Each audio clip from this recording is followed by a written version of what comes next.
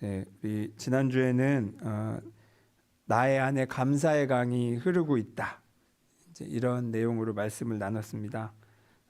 그래서 왜 영어에 감사를 뜻하는 단어들 중에 gratitude라는 단어, 그 단어의 의미가 진짜 뭐 순간순간 잠깐 가벼운 감사가 아니라 정말 내 온 삶으로 이렇게 응답하고 싶은 그런 정말 거대한 감사라는 뜻으로 말씀을 드렸죠. 그래서 내 안에 그 거대한 감사의 강이 쭉 흐르고 있다. 그런데 이 감사라는 게 어찌 보면 당연한 말인데 그 감사라는 그 단어, gratitude라는 그 영어 단어도 그렇지만 헬라어 단어조차도 그 감사라는 그 단어의 뿌리를 보면 은혜라는 그라치아라는 그 은혜라는 그 단어에서 감사가 파생된 거예요. 그러니까 은혜와 감사는 사실 떼어놓고 할 수가 없는 거였죠. 그만큼 밀접하게 은혜와 감사는 붙어 있다. 이런 말씀을 드렸어요. 그리고 그래서 이제 예수님께 와서 향유를 부은 여인 이야기를 하면서 이 여인은 그 자세히 설명은 성경에 나와 있지 않지만 이 여인의 행동이 갑자기 남의 집에 와가지고는 막 눈물로 막 예수님의 발을 적시고 막 머리카락으로 닦고 자기 귀하게 가져온 향유로 또 다시 그거를 닦는 그것을 봤을 때 지금 이 사람의 그 예수님을 향한 마음이 무슨 이렇게 사소한 마음이 아니라는 것쯤은 우리가 알 수 있었잖아요. 그래서 그렇게 큰 감사를 했다는 거는 그만큼 큰 은혜를 받은 경험이 있던 거고, 그리고 그것에 대해서 이 사람이 기억하고 있다가 그 예수님이 우리 동네에 왔다고 했을 때 바로 그 감사의 응답을 정확하게 했던 것입니다. 그래서 이 여성 안에서도 똑같은 은혜와 감사의 강이 이미 흐르고 있는데 그게 그냥 때에 적절하게 그 감사를 표현했던 것처럼 우리도 그 감사를 이제 표현해 보자. 그래서 한 주간 연습을 좀 제가 귀찮게 계속 문자를 보내드렸어요. 어떻게 실천해 보셨나요? 도움이 되셨나요?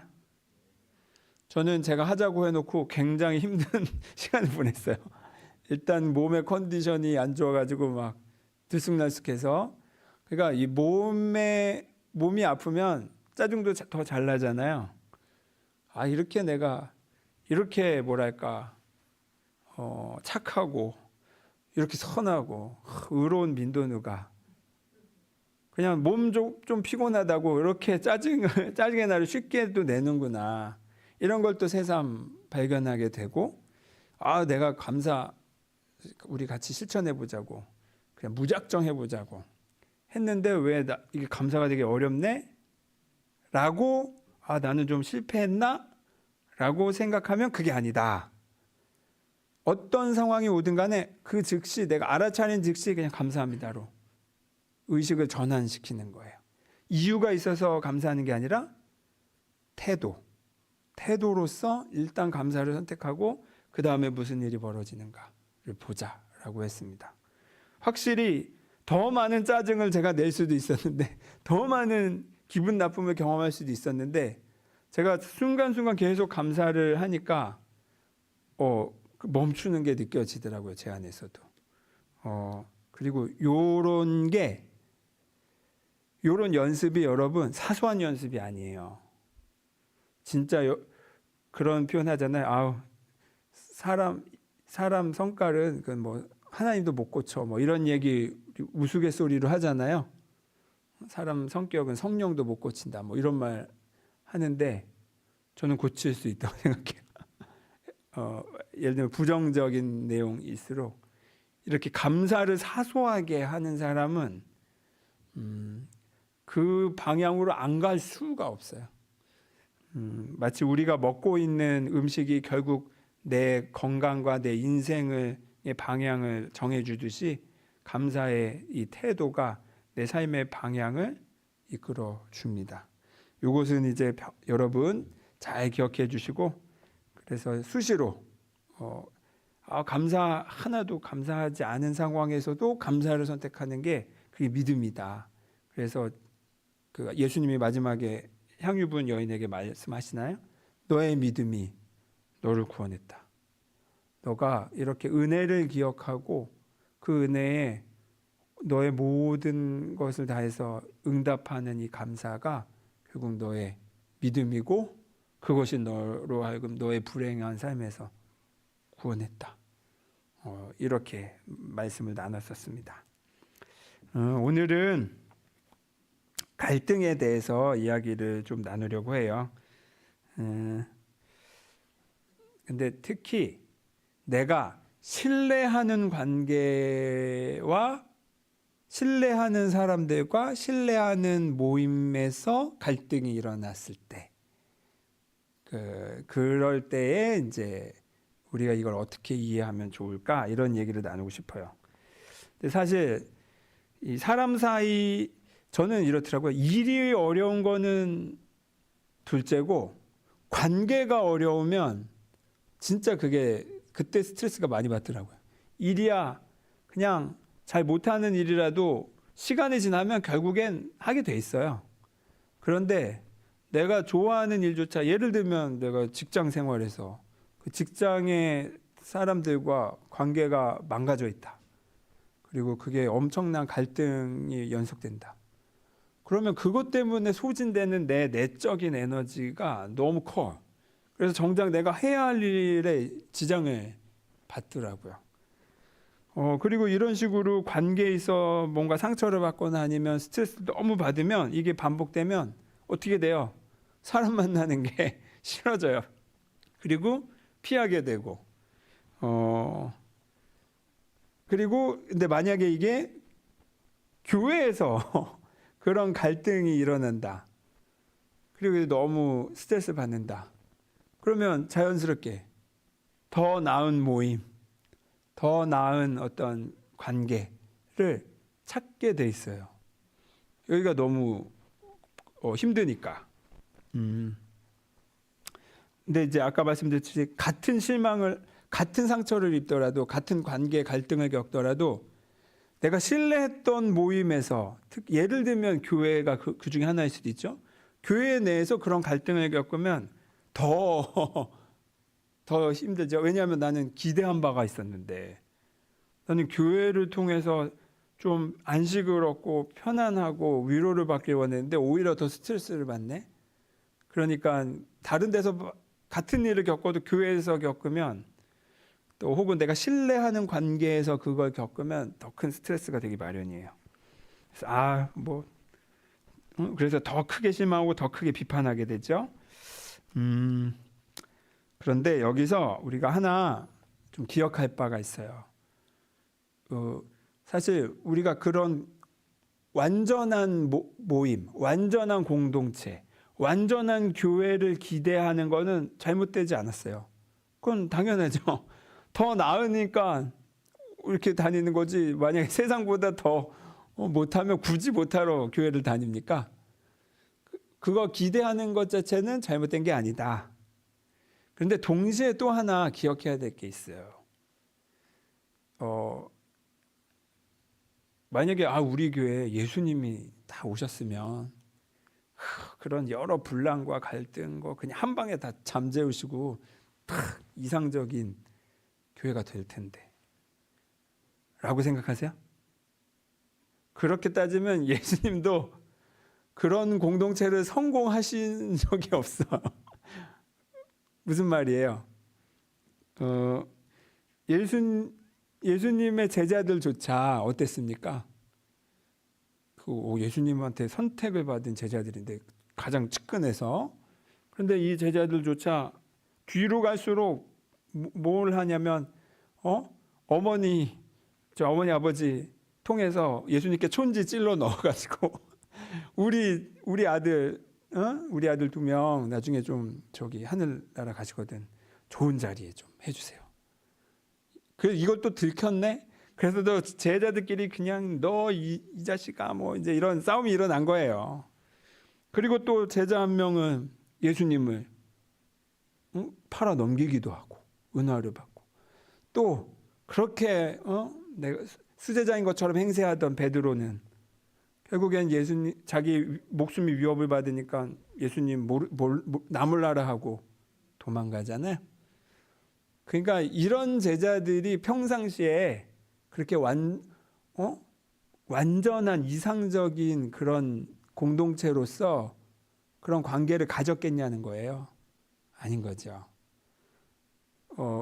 예수님이 살아 생전에, 그러니까 십자가에서 돌아가시기까지도 이 제자들은 다 도망가고 그냥 예수님 속 터지는 행동들만 한 거예요. 어찌 보면. 그런데 예수님은 이거를 아셨을까 모르셨을까? 아셨어요. 알고도 야 너네도 안 되겠다.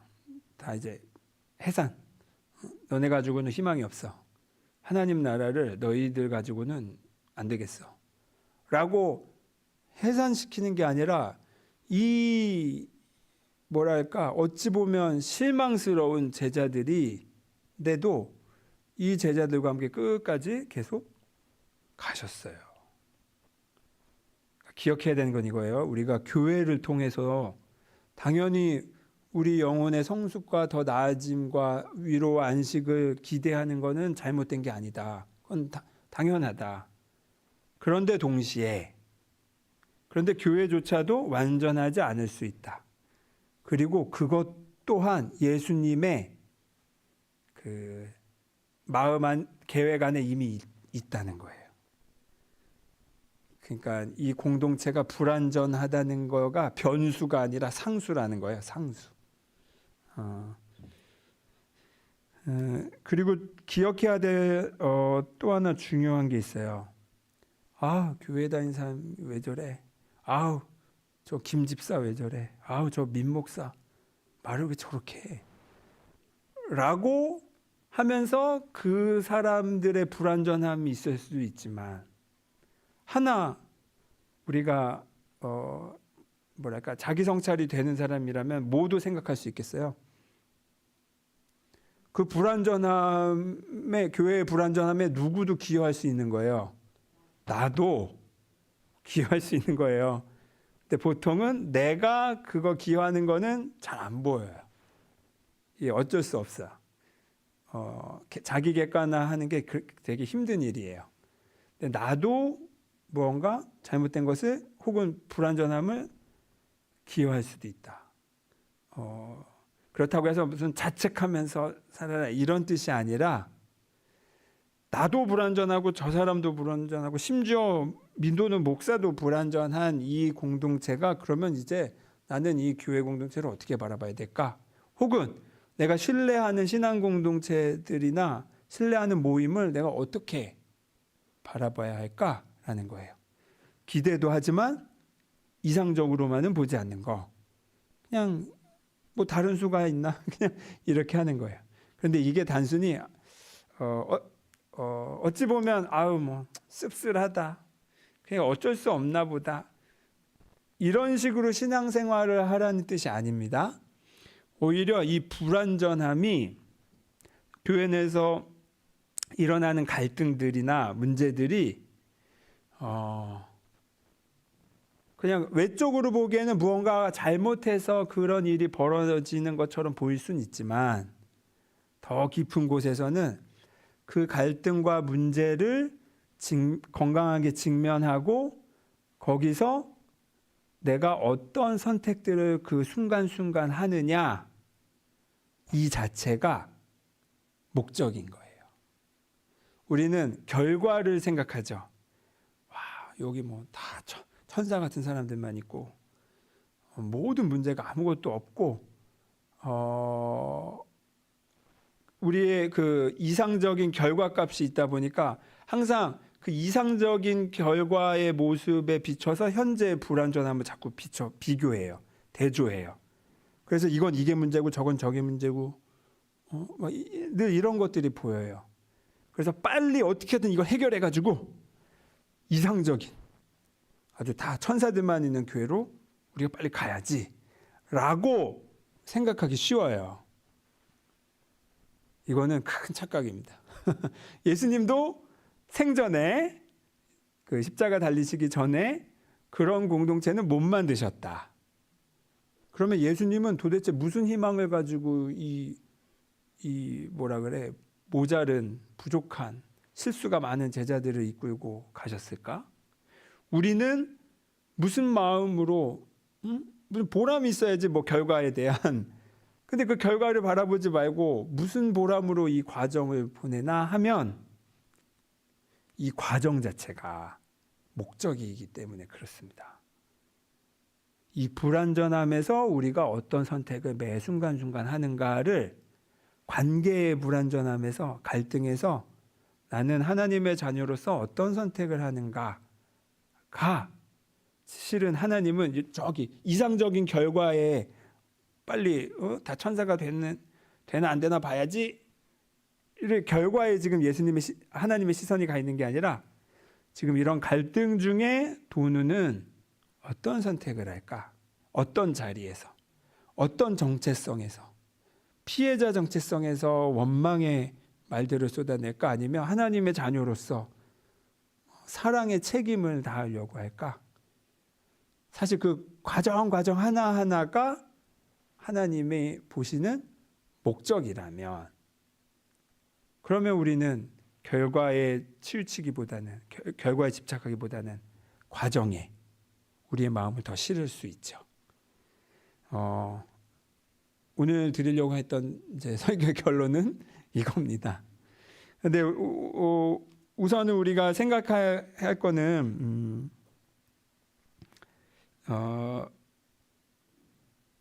저거예요.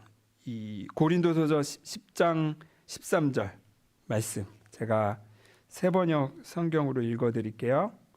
사람이 감당할 시험 밖에는 너희가 당한 것이 없나니 오직 하나님은 미쁘사 너희가 감당하지 못할 시험 당함을 허락하지 아니하시고 시험 당할 즈음에 또한 피할 길을 내사 너희로 능히 감당하게 하시느니라. 이게 제가 저기 개역개적으로 읽었구나. 근데 무슨 뜻인지는 아시겠죠? 네. 하나님이 내가 감당하지 못한 정도 그 이상의 시련이나 시험은 사실 오지 않는다는 거예요. 근데 우리 입장에서 보기에는, 우리 시점에서 보기엔 다 나보다 크고 다 감당 어려운 것 같은 것처럼 보이는데, 근데 하나님은 뭐라고 하시냐면 이미 네가 어떤 시련이나 고난을 느꼈어? 알아챘어? 그렇다면 그거는 이미 너 안에 그걸 감당할 힘이 있기 때문에 온 거야. 근데 너 스스로 너가 얼마나 성숙하고 얼마나 큰 힘이 있는지 지금 너가 너 자신을 과소평가하고 있기 때문에 그게 커 보이는 거지, 너 그렇게 약한 사람 아니야 라는 겁니다. 그러니까 역으로 생각을 해보라는 거죠.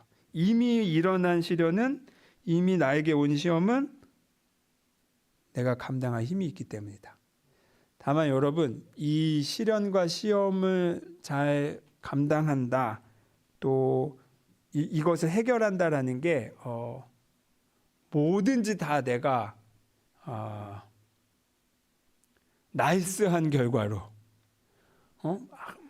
하나도 실패 없이 막 예를 들면 교회도 교회 갈등이 만약에 있다고 했대, 교회가 다 문제를 해결하고 다 이제 좋게 되는 것만이 결론은 아닐 수도 있어요. 결론은 어떻게 될지 몰라. 그런데 중요한 거는 그 순간에 내가 느끼는 최선, 내가 감당해야 할 그 최선을 다하는 것으로 그 시험과 시련이 이제 통과되는 것일 수 있다는 거예요. 다시 한번 강조드리지만 결과는 내가 기대했던 대로 안 될 수 있어요. 그리고 하나님은 어쩌면 거기에 큰 관심이 없을 수도 있어요. 그런데 넓게 보면 진짜 하나님이 계획하시는 뜻이라면 그 일은 안 될 수가 없는데, 그 과정 중에 내가 생각하기엔 이게 지름길 같은데 하나님 자꾸 이쪽 뒤로 가는 길을 자꾸 안내를 하시네. 그래서 우리가 그때 애쓰게 되거든요. 아니에요, 하나님 이쪽이에요. 그런데 실은 그게 내 욕심일 때가 있어요. 이게 근데 내 욕심이고 내 고집일 수 있는데 이걸 알아차리는 게 어렵죠. 그래서 제가 자주 말씀드리는 건 결과에 대해서는 집착하지 말되, 어디로 가야 될지 우리가 그것까지 모르는 건 아니에요. 그런데 그 결과가 어떤 방식으로 갈지는 하나님께 맡기고, 그리고 당장 내 눈앞에 내가 원하는 그 결과가 일어나지 않았다고 해서 거기에 낙심하지 말고 다시 기운 차려서 지금 당장 코앞에 있는 내 할 바만 차근차근 하는 겁니다. 결국 하나님은 그 과정 가운데 나와 함께 하신다는 거예요. 그리고 오늘 읽은 잠언 27장 17절 말씀, 이것도 읽어드릴게요. 쇠붙이는 쇠붙이로 쳐야 날이 날카롭게 서듯이 사람도 친구와 부대껴야 지혜가 예리해진다. 여기 개역개정에서는 철이 철을 날카롭게 하는 것 같이 사람이 그의 친구의 얼굴을 빛나게 한다, 이렇게 돼 있어요. 빛나게 한다. 이제 원어대로 하면 이건 날카롭게예요, 날카롭게. 그런데 빛나게 한다라는 거는 의역이죠. 조금 더 의미를 좀 더 해석한 사람이 부여한 거죠. 근데 저는 이 번역도 참 좋다고 생각해요. 칼 날끼리 딱딱딱 부딪히면 어떻습니까? 마모되고 상처나고 하겠죠. 우리 시칼 막 나간 것처럼. 그런데 결국에는 이 칼날을 아주 예리하게 벼리는 거는 또 어디다 하나요? 그 쇠만큼 단단한 무언가에 하잖아요. 그래서 갈아냄으로써 예리하게 하는 거예요. 근데 이게 지금 잠언이 뭐라고 얘기하냐면, 그 사람이 빛나려면, 아주 예리한 사람이 되려면, 그래서 하나님이 쓰시기에 좋은 그 칼이 되려면 이 사람의 그 예리해지는 과정이 무엇을 통해서 한다고요? 그의 친구를 통해서 된다는 거예요. 그러니까 사람과 사람 사이의 관계를 통해서 그게 예리해진다는 겁니다. 여러분, 이 세상에 같은 사람이 있습니까? 아니, 없죠. 저는 저랑 비슷한 사람과 결혼하고 싶어서 결혼했는데 너무 다른 사람이더라고요. 그래서 이 다름이 어때요? 박경희 집사님 편하십니까? 불편해. 그리고 어느 때는 짜증도 나. 그리고 내가 기대한 바대로 나는 나랑 비슷해서 편했으면 좋겠는데 살아보니 다르네? 너무 다르네? 그럼 그때부터 이제 짜증이 나고 또 화가 나고 또 탓하게 되죠. 그런데 이런 과정조차도 이렇게 거치면서 여기서 네 잘못이야, 너만 잘못했어, 이러면은 우리는 그 과정에서 배우는 게 하나도 없죠. 이 가운데 혹시 내가 놓친 실수는 없을까? 혹시 나는 역지사지로 내가 너무 고집하는 건 없을까? 라고 한번 성찰해 보는 거. 이런 자기를 돌아보는 마음 하나가 막 이가 나간 내 나를 이렇게 가는 과정이 되는 거예요. 물론 힘들지만. 그리고 동시에 이거는 아무도 잘못한 게 아니구나. 이건 내 탓도 아니고 저 사람의 탓도 아니고 그냥 단지 다름일 뿐이구나. 이 다름을 잘 존중해 줘야 되는 거였구나.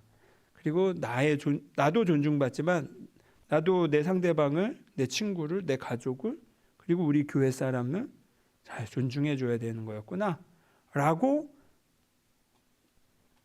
잘 정리하는 거. 그래서 그 사람은 바뀌지 않았어요. 그런데 바뀌지 않았음에도, 내가 원하는 대로 그가 바뀌지 않았음에도 우리는 하나님의 자녀답게, 나도 하나님의 자녀답게, 그도 하나님의 자녀답게 서로의 영역을 존중해 주면서 잘 갈 수 있는 거죠. 중요한 거는 이거를 찾아가는 과정이에요. 과정. 남 탓만 해서는 이걸 배울 수가 없어요. 반대로 내 탓만 해서도 배울 수 없어요. 중요한 거는 하나님의 자녀답게 나도 존중받고 그도 존중받는 그 제3의 길이 뭔가를 항상 염두에 두셔야 되는 겁니다. 그렇게 우리는 이 칼날이 빛나는 것처럼 날카롭게 된다는 거죠. 그런데 이런 소위 내가 성숙해지는 과정에 항상 처음은 어떤 방식으로 다가오냐면 갈등으로 나한테 인지가 되는 거예요. 문제로 인지가 되는 거예요. 일단은 그 스타트는 스트레스로 인지가 돼요. 그러면 우리가 스트레스 받으면 일단 피하고 싶고 막 그냥 저 사람 탓으로 돌리고 싶고 하고 싶은 이미 우리 안에 자동 반응이 있어요. 그런데 여기서 이거를 계속 그 과거의 습관대로 남 탓만 하거나 아니면 자책만 하거나 아니면 피하기만 하거나라고 하면 그 다음에 어떻게 될까요? 이건 지금 하나님이 나를 성숙시키려고 이렇게 관심을 두고 계시는데 그 과정을 내가 자꾸 피해. 그리고 그냥 결과 왜 이렇게 안 되고 있어? 교회면 이렇게 돼야 되는 거 아니야? 이런 말만 하고 있으면 어떻게 될까요? 그 사람에게는 그런 갈등의 일들이 반복돼서 찾아옵니다. 그리고 문제가 반복되면 무엇이 시작되었다고 생각하라고 제가 말씀드렸나요? 문제가 반복되면 같은 문제들이 같은 패턴의 일들이 자꾸 또 생기네. 그때는 수업이 시작됐다. 하나님이 지금 나에게 무언가를 가르쳐주고 싶고 성숙시켜주고 싶으신 거예요. 내가 계속 땡땡이를 치고 도망 다니고 있는 거예요. 그래서 하나님이 더 큰 센 수업들이 오는 겁니다. 그래서 여러분, 이건 저는 영적인 생활도 효율이 중요하다고 생각하거든요. 굳이 수업료를 크게 버릴 이유가 없잖아요. 그러니까 제일 수업료를 적게 내고 배우는 거는 지금 나에게 스트레스로 갈등으로 다가오는 그 일을 회피하지 않고 마주하는 거. 그 가운데 성령의 지혜를 구하는 거. 그 가운데 내가 하나님의 자녀로서 나는 이 상황을 어떻게 봐야 할까를 미루지 않고 생각해 보는 거. 그게 항상, 정말 항상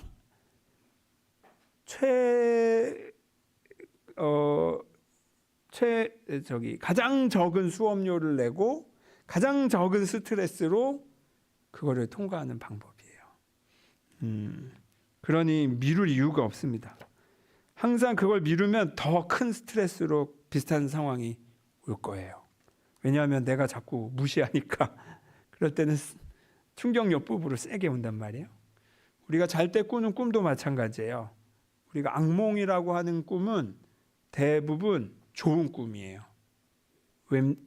왜냐하면 꿈이 지금 내 내면에 가장 중요한 주제들을 너 이거를 꼭 짚고 가야 돼 라고 내 인생의 중요한 주제들을 꿈이 상징으로 계속 알려주는데 내가 계속 무시를 해. 그리고 그 주제에 대해서 내가 아무것도 안 하려고 하면 그때 악몽을 꾸는 거예요. 세게 줘서 너 이거 이제 더 이상 미루면 안 돼? 라는 뜻에서. 그럼 오히려 악몽은 고마운 꿈인 거죠. 지금 내가 내 내면에 무엇을 놓치고 있나 한번 들여다볼 일입니다. 여러분, 다만 말씀드리고 싶은 건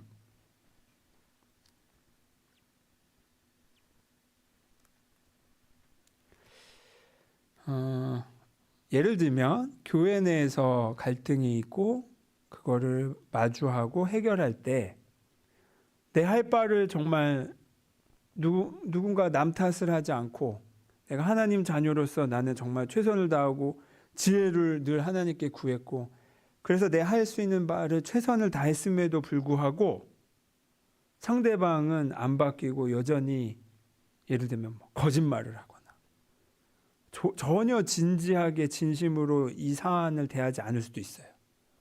그리고 갈등이 더 심화되는 것처럼 느껴질 수도 있어요.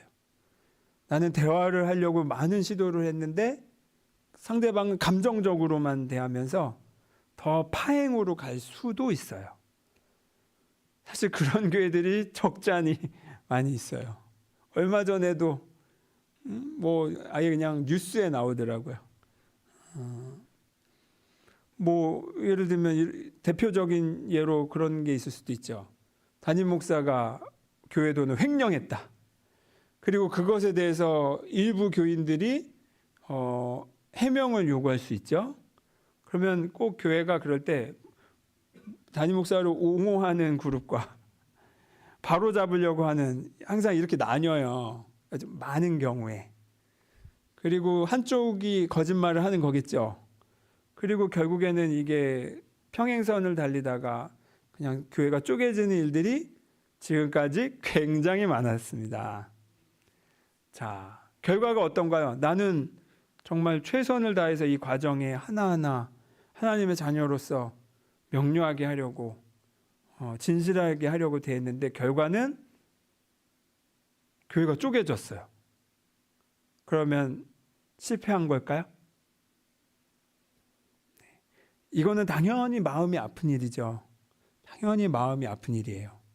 그런데 아까 말씀드렸지, 내가 원하는 이상적인 결과, 교회가 쪼개지지 않고 더 하나 돼서 새가 더 커지면 좋겠죠. 당연히 좋죠.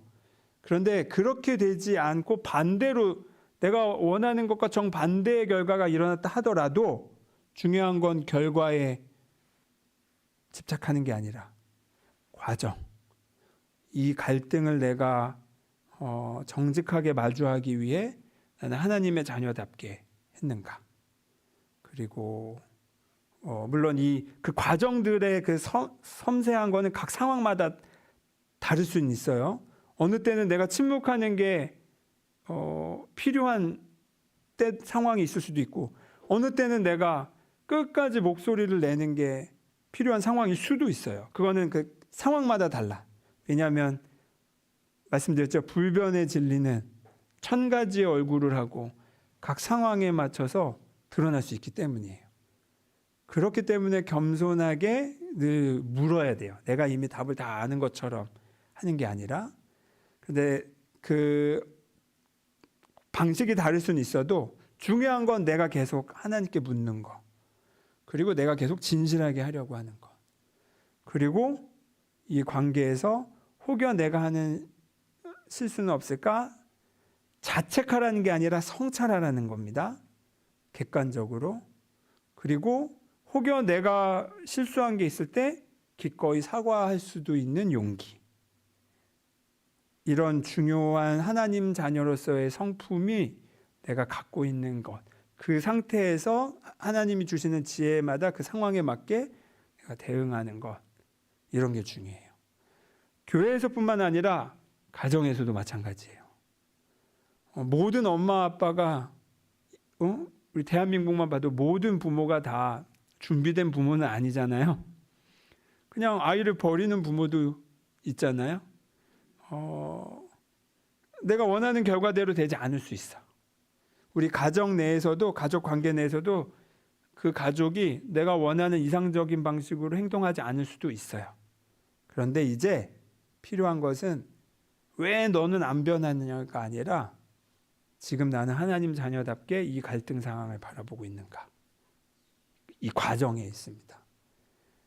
그리고 이 과정에서 내가 받아야 할 수업을 제대로 받은 사람은 당장의 결과가 교회가 쪼개지고 뭐 가정이 쪼개지고 마치 더 악화된 것처럼 보인다 하더라도 그 다음번에 그 너머에 더 멀리 봤을 때는 결국에는 그 사람을 통해서 또 그 사람 주위에 더 성숙한 사람들이 모이게 되어 있더라고요. 그리고 혹여 안타깝게도 예를 들면 그 갈등이 해결되지 않아서 결국 쪼개진 그 상대방이라 하더라도 그 사람을 내가 할 수 있는 만큼 최선을 다했다면 그럼에도 그가 변하지 않았다면 나머지는 하나님과 그 사람 사이에서 이제 알아서 일이 진행될 일인 거예요. 그거는 내가 더 이상 끼어들지 말라는 메시지일 수도 있어요. 그래서 다만 내 마음에서는 기도를 할 뿐이죠. 아직도 저는 제 인생에 그 손에 꼽는 제가 열이 받았던 상황들이 있었는데 그때조차도 그 사람의 이름을 부르면서 기도를 했어요. 누구누구 축복합니다. 이렇게 누구누구 축복합니다. 근데 이제 그 사람 이름만 불러도 막 감정이 막 올라와. 와, 진짜 멱살을 가서 잡고 싶은 그런데도 불구하고 축복합니다. 왜냐하면 그 사람은 나쁜 사람이기 이전에 그도 하나님 관계에서 배움의 여정 중에 있기 때문에 그래요. 그도 내가 진짜 원하는 건 그가 나쁜 사람으로서 망하는 게 원하는 게 아니라 그도 하나님의 사랑과 뜻을 알고는 돌이켜서 이 세상의 빛으로 살기를 원하는 게 내 최종 바람이기 때문에 그것은 하나님의 뜻이기도 하잖아요. 그거를 하나님이 싫어할 리가 없으시잖아요. 근데 그 과정에서는 당장 내 눈앞에서 그가 변하지 않았을 뿐이지 그의 인생의 시나리오에서 어디쯤엔간 하나님의 계획이 있을 수 있다. 나는 그걸 몰라서 지금은 우리가 이렇게 헤어지지만 축복할 뿐이고 하나님께 맡기는 겁니다. 이런 관점이라면 여러분 어디든 적용하지 못할 데가 없죠. 그렇죠? 특히 교회 안에서, 가정 안에서, 내가 신뢰하는 관계 안에서 갈등이 생겼을 때 그때는 저는 또 이렇게 생각해요. 만약에 그게 신뢰할 만한 공동체가 맞다면 또 진실한 공동체가 맞다면 그런데 그런 관계 안에서 갈등이 일어난 거는 진짜 하나님이 나를 배려하신 거라고 생각하시면 돼요. 왜일까요? 같은 갈등을 내가 별로 좋아하지 않는 그 모임에서 겪었다고 생각해 보세요. 해결의 가능성이 어디가 더 높겠어요? 당연히 내 신뢰하는 공동체에서 어떤 갈등이 일어났을 때죠. 왜냐하면 이 공동체는 내가 이래도 보고 저래도 보는 나도 서툴 수 있잖아요. 그 관계를 넉넉하게 이해해 줄 수 있을 확률이 높기 때문에 그래요. 그러니까 예를 들면 교회에서 이제 모든 교회가 신뢰할 만한 공동체인가 하면 또 아닐 수도 있는데 그래서 제가 자꾸 표현을 신뢰할 만한 진실한 모임이라고 이렇게 표현하는 거예요. 그런 모임에서 갈등이 생겼을 때는 오히려 하나님 감사합니다. 제가 이 같은 일을 저 엉뚱한 세상에서 겪었으면 그냥 뭐 싸움만 나고 더 저도 하기 어려웠을 텐데 여기서 아마 제가 연습해 보라고 이렇게 좀 더 안전한 관계에서 그 기회가 온 것 같습니다. 하나님 저에게 지혜를 주십시오. 이렇게 하는 거죠. 이렇게 생각하니까 마음이 편하더라고요. 저도 당연히 기대가 저는 높은 사람이거든요. 저는 좀 이상주의가 있어요. 그래서 저는 기독교에 대해서 제가 너무 비판적인 말을 많이 한 것도 기대가 그만큼 컸는데 실망이 커서 그랬던 것도 있어요. 그런데 다시 이렇게 객관적으로 다시 보니까 정말 교회에 좋은 사람들도 너무 많은 거예요. 오히려 하나님을 생각한다라고 하는 사람들은 자기 삶에 무엇이 진실인가를 적어도 묻는 사람들이거든요. 그런 사람들과는 갈등이 있어도 그래도 좀 더 대화가 될 수 있지 않겠어요? 이거는 되게 소중한 기회였구나라는 게 뒤늦게 인지가 되더라고요. 우리가 교회 내에서 혹은 가정에서 내가 신뢰하는 모임 내에서 갈등이 없을 수는 없어요. 그런데 갈등이 없는 그 최종 결과값에만 우리가 집착하지 말고 이 과정을 통과하는 것 자체가 하나님이 나에게 주신 수업일 수 있다. 그리고 이 수업은 내가 미루지 않고 바로바로 했을 때 수업료를 가장 적게 낸다. 그리고 오히려 이 교회 안에서 이런 갈등을 겪는 게 어쩌면 안전할 수도 있다. 그리고 내가 원하는 결과로 되지 않다 하더라도 이 과정 자체를 하나님이 눈여겨보고 계시기 때문에 하나하나의 선택마다 하나님 자녀로서의 그 마음을 담아서 한다. 그게 비록 내가 원하는 결과로 이어지지 않다 하더라도. 그런 사람, 제가 하나님이라면 저는 그런 사람을 쓰겠어요. 그 사람은 어딜 가나 그 곁에 있는 사람들을 빛나게 해줄, 잠언의 표현처럼 빛나게 해줄 사람이기 때문입니다. 저는 우리 간성제일교회도 그런 공동체가 되었으면 합니다. 기도하겠습니다.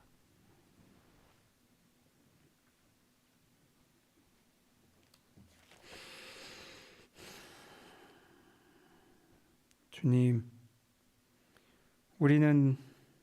우리가 바라는 결과값에만 늘 집착하고 했습니다. 그리고 교회에서 우리가 바라는 모습이 있었고 관계에서 우리가 원하는 결과가 있었습니다.